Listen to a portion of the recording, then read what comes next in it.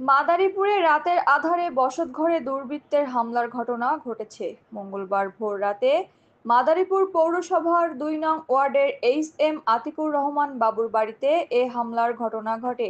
সঠিক তদন্ত করে সুষ্ঠু বিচার দাবি করেছেন ভুক্তভোগী পরিবার সূত্রে জানা যায়, মাদারীপুর পৌরসভার ২ নং ওয়ার্ডের শামসুন্নাহার স্কুল সংলগ্ন প্রতিবন্ধী স্কুলের পাশে দীর্ঘদিন যাবৎ বসবাস করে আসছিলেন এইচ.এম. আতিকুর রহমান বাবু।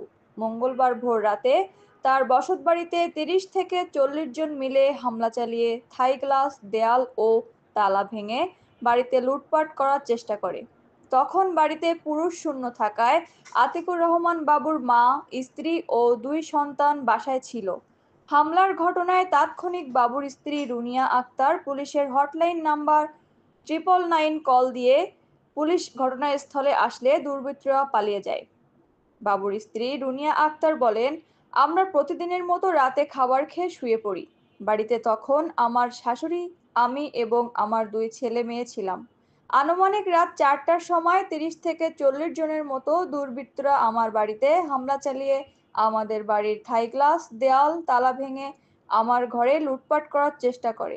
আমি প্রশাসনের কাছে সঠিক তদন্ত করে সুষ্ঠু বিচার দাবি করছি।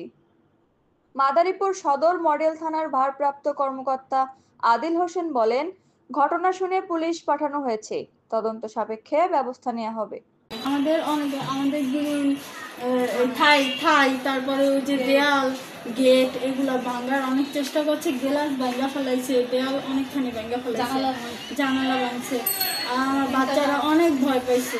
আমি আমাদের জীবনের স্বার্থে আমরা সুস্থভাবে বাঁচার জন্য প্রশাসনিকের কাছে এর সঠিক বিচার চাই।